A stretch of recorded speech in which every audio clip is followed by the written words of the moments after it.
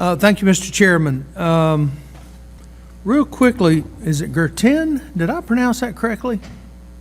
Girton, sir. Girton, okay. Well, I'm from the South, so we butcher everything, so I'm told. On the black vulture, I've talked to a lot of ranchers, especially out west. Obviously, we don't have them in South Alabama that I'm familiar with, but ranchers lose a lot of their livestock calving to these vultures. Has there any thought been given to reimbursing these ranchers for their losses? Thank you for your question, Congressman. At this point, the legislation does not address any type of depredation compensation program. That's certainly something the author of the bill could look at, and there are similar programs for wolf depredation and other things that have been acted into law. So these ranchers make a living off every year from a breeding stock that keeps moving up. So I would suggest we look at something like that. If we're going to tell them they can't protect their livestock, we ought to at least try to help. What's that? Okay. All right. Ms. Chris, the Great Red Snapper count that was done in the Gulf, do you know what year that was actually done? In the Gulf?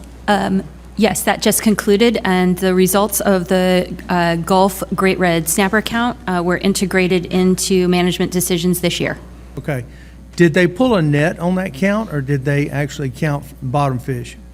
It was a very comprehensive study. I can't speak to the specific methodology there, but it did reveal a great deal about the status of red snapper in the Gulf. Okay, let me share a little bit of my sarcasm with you. I come from a private business background, and we don't make money unless we can figure out ways to save money and expand our market. Government doesn't work that way. Government doesn't care about cheap. They don't care about making a profit. They focus on trying to expand their department. So when these studies come up and you ask for another $5 million to do a study, it's in my mind, I get sarcastic, want to push back on it because you've created another problem that may or may not exist. How did we use the snapper count that we did 4 or 5 years ago, not exactly how long ago? Why did we not use it in the first 2 years? Because it was finished in the first 2 years, but we drug it out for 3 more years. We didn't use it. Why? Thank you. I think this is a really beautiful case of how the science informed a management decision to result in an increase in the quota. The council made the decision to extend the timeline of how to use that data based on how they were analyzing that data and the need to then make decisions We on issued that. a second set of money for that, correct? Oh, that I will have to get back to you on. Dear friends, this is serious news. Top economists are now warning that this could affect millions of American families.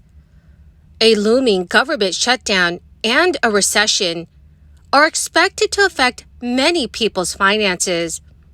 A few states are now working together to provide additional relief to a more targeted group of people.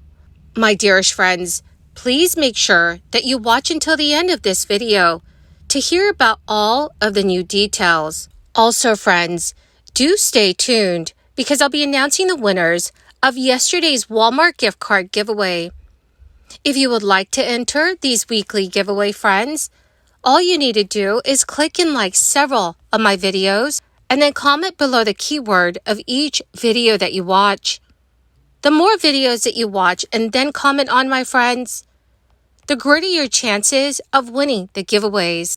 Analysts have warned that struggling U.S. families covering their living expenses with credit card loans may soon run out of options.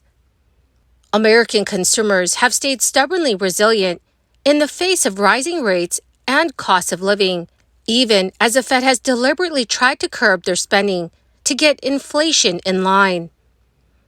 U.S. shoppers were warned their bank balances would be pushed to the point of distress in order to get the inflation metric, which went as high as 8.5% in July 2022, under control. Experts said shoppers were splurging the last of their crisis cash before bunkering down for winter. But top economist James Knightley has warned shoppers may be turning to loans in order to keep up with their expenses. The economist for the Global Bank highlighted that July's personal income and spending report had revealed personal spending is remaining strong, up to 0.8% month-on-month and 0.6% in real terms. Indeed, jobs data for July showed that non-farm payrolls expanded by 187,000. That is still a modest gain from June, which had downwardly revised to 185,000. But a resilient labor market is offset by stagnating wage growth, which is trailing behind inflation. So while inflation sits at 3.3%, personal income gained just 0.2% in July, while savings rates fell to 3.5%, with shoppers having little left over from their paychecks. Knightley also noted that fiscal support from the government has now run dry, and consumers are pillaging their crisis savings in order to keep spending. While U.S. households saved $2.3 trillion, Brian Knightley stated, "We have seen saving flows reverse, and now we are running them down each and every month, which is not sustainable over the long term." Drawing down on savings is being compounded by consumers taking on new loans in the form of credit cards. The Federal Reserve Bank of New York revealed last month that credit card balances across the U.S. had spiked by $45 billion. Some say that of the $2.3 trillion saved during the crisis, $1.3 trillion has been already spent. Add that to the volume of credit card debt that consumers have now racked up, and the household financial surpluses that were created during the crisis are now running dry. The state of New Jersey is known for having some of the highest property taxes in the nation. The state's Anchor program aims to provide some relief to homeowners by offering up to $1,500 in rebates to families who earn less than $250,000 a year. Renters making less than $150,000 annually will also receive a rebate. New Jersey Governor Phil Murphy called the program a game changer, adding that it would drop property tax levels back a decade or more.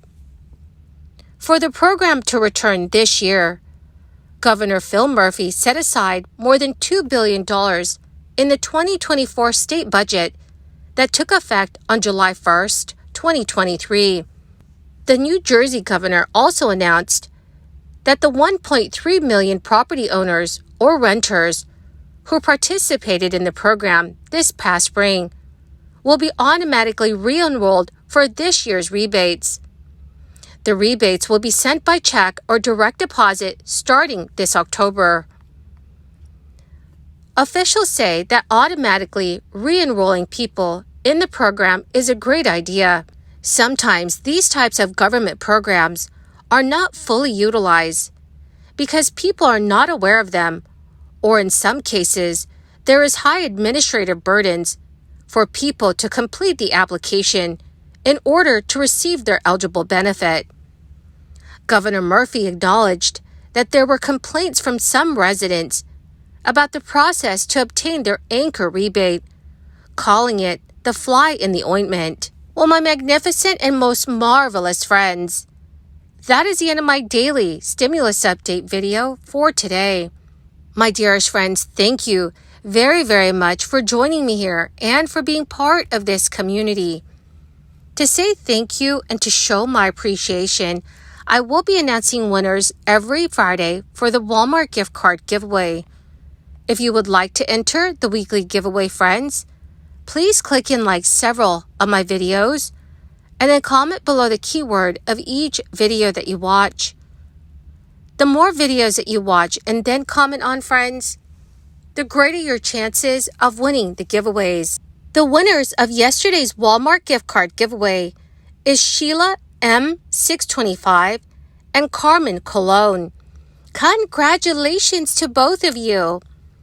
To claim your gift card, friends, please check your notifications page and send me a message, or you could message me on my Facebook page. Thank you, friends, and have a wonderful and very blessed week.